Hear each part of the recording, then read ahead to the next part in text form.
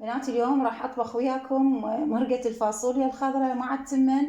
بداية بنات راح أتكلم عن هذا الزيت، زيت ريزي. هذا هنا عندنا حجم اللتر، مثل ما تشوفون بنات كلش نوعيته زينة. أنا جربته، انتو إذا شايفين الفيديوهات القديمة السابقة أنا كلها أستخدم من هذا الزيت. كنت أجيب هذا اللتر وأجيب 3 لتر، بس ال3 لتر هنا مسويه بعبوة جديدة، يعني تقريبا 3 لترات. بنات هذا الزيت كلش صحي وممتاز وخفيف وما يمتص الطعام أثناء القلي. صراحة صار لي فترة أستخدمه، وإذا حابين تطلبون الزيت الرقم راح أكتبه بصندوق الوصف. أو بالنسبة للتمن بنات، هذا التمن الريزي أنا صراحة ما جربته، بس راح أجربه إن شاء الله اليوم وياكم وأنطيكم رأيي بيه إذا كان نفس الجودة اللي أنا سمعت عنه. ان شاء الله راح نبدي بمقادير المرقه. هنا عندي فاصوليا خضراء مقطعتها بهالشكل هذا ومجهزتها، اكيد غاسلتها ومنظفتها. هنا عندي ثوم راح استخدم للمرقه، ثوم هاي الكميه. هنا عندي اللحم اني سالقته من الصبح، سالقته وهذا المي مالت اللحم. وهنا اكيد راح استخدم وياه المعجون. هسه بنات راح نبلش بالطبخه. مثل ما تشوفون بنات ضفت الزيت ريزي هنا، احمس البصل. مجرد ما يذبل البصل عندي راح اضيف الفاصوليا واحمسها. بنات هاي الفاصوليا الخضراء نهائيا ما نقدر هسه نخلي المعجون او الملح او اي شيء، الى ان اسدتوها ومي حار. لازم ضروري مي حار. انا مجهزه مي حار هنا عندي بالغلايه، لانه الفاصوليا راح ما تستوي اذا خلينا مي بارد. هسه راح اضيف الفاصوليا.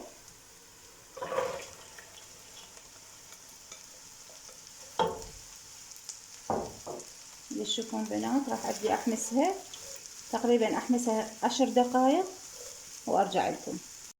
هسه هنا بنات مثل ما تشوفون حمس عندي الفاصوليا شلون صارت دبلت وحمست، تقريبا صار لها 10 دقائق.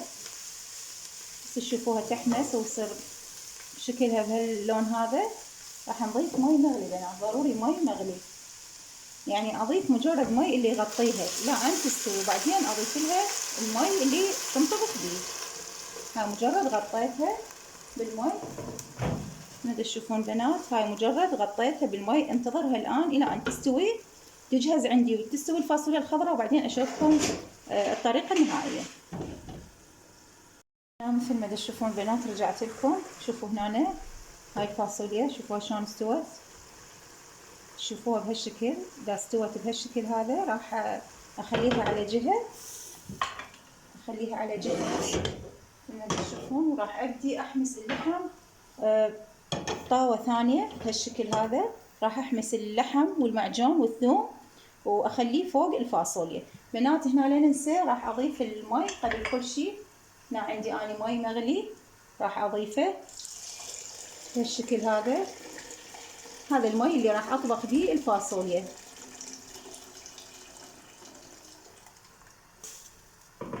هنا بنات مثل ما تشوفون راح اضيف الزيت. انا اضيف الزيت بالحمس الفاصوليا فراح اضيف شيء بسيط. هنا راح اضيف اللحم. انا مي اللحم بنات ضفته ويا الفاصوليا هالشكل هذا. راح اضيف اللحم.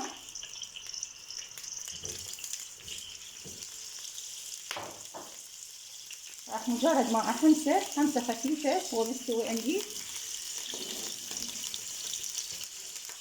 هنا بتشوفون بنات راح احمسه ويا الثوم بالشكل هذا، مجرد حمسه خفيفه.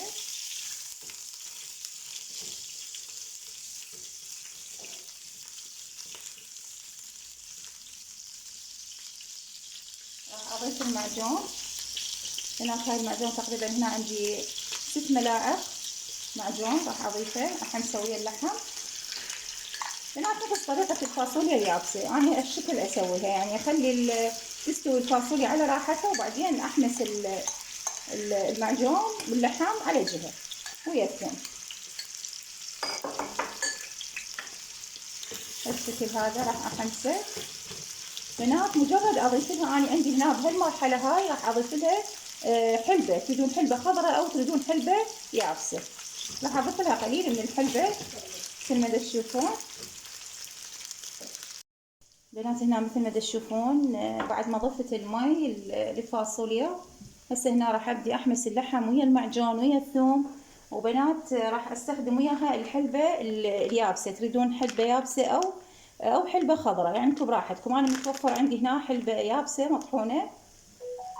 بنات شي بسيط، مجرد نخلي على النكهة، وراح احمس اللحم ويا الثوم بهالشكل هذا ويا الحلبة مجرد 5 دقائق، وراح اضيفها على المرقة. تابعوني بنات. بنات مثل ما تشوفون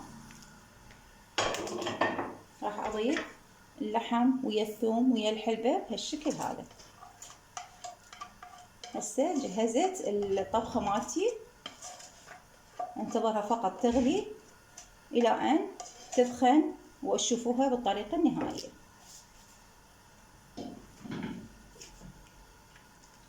تشوفون بنات هسه اني المهم الفاصوليا عندي استوت، وضفت هاي الطريقة. بنات هاي الطريقة جدا سهلة، يعني احمس اللحم والمعجون والثوم والحلبة على جهة واخليها بهالشكل هذا. هسه راح انتظرها تستوي ان شاء الله وتشوفوها بالطريقة النهائية. هنا بنات راح نبدي نطبخ التمن. هنا اني حضرت هذا الجدر وخليت هذا المي وبدا يغلي. هنا أنا التمن عندي اني هنا نقعته تقريبا هذا 3 اكواب من التمن، نقعته بمي دافي، ضروري مي دافي بنات. وهذا التمن مثل ما تشوفوا مكتوب أرز مناسب لمرضى السكر. يعني أنا سمعت عنه هواي أمور زينة لتنزيل الوزن، للسكر، يعني هواي أمور صحي أيضا. إن شاء الله راح أجربه وياكم وأنطيكم رأيي إن شاء الله بتجربته بفيديو إن شاء الله بالأيام الجاية. بنات هسه راح أضيف التمن تشوفون. بسم الله.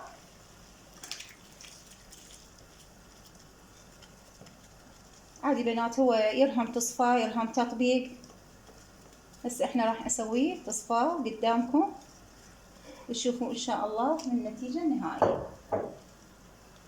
اكيد راح نضيف الملح، بما انه تصفى راح اضيف 2 ملعقتين كبار.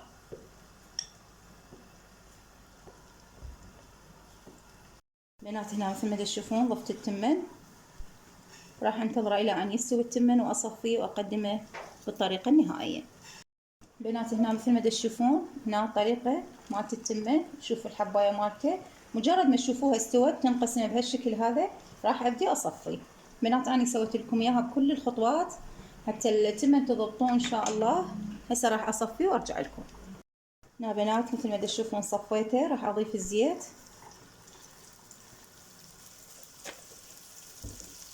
راح اضيف التمن،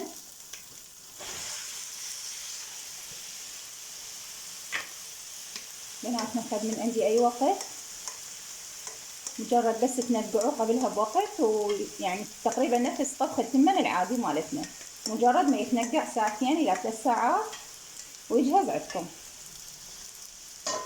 شوفوا بنات حتى يعني صار اكثر، يعني انا خليت تقريبا 3 اكواب فعلا نثر وصار اكثر من اللي اني لقعته. مثل ما تشوفون التمنايه مالته كلش حبه مالته طويله. هسه ان شاء الله بعد نجربه الطعم مالته واكيد راح احكي لكم عنه. صراحه اهدره واقدمه بالطريقه النهائيه. بنات هنا رجعت لكم بنهايه الفيديو وقدمنا الاكله مالتنا طبخه الفاصوليا الخضراء بهالشكل هذا. مثل ما تشوفون القوام مالتها ولا اروع. جربوها بنات على طريقتي وكتبوا لي بالتعليقات رايكم بيها. بالنسبه بنات للتمن الريزي بنات امانه يعني انا طبخته بهالشكل هذا تصفاه وكلش نوعيته زينه وصار نثري، يعني حتى تضاعف حجمه التمن. بنات صحي ومفيد لاصحاب السكر الكوليسترول للدايت. ان شاء الله راح نجرب الطعم بعد الافطار ان شاء الله.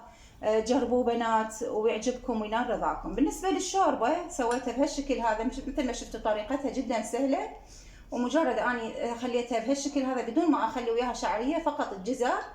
وهذا بنات العيش اللبناني قسمته بهالشكل هذا وقليته بقليل من الزيت وقدمته زينته بهالشكل هذا. بنات ان شاء الله هاي الاطباق كلها اليوم اني سويتها بزيت ريزي. يعني غني عن التعريف، أكيد كلكم سمعتوا عنه وأنا جربته أمانة جدا روعة مع التمة الريزي. مع ألف سلامة بفيديو جديد.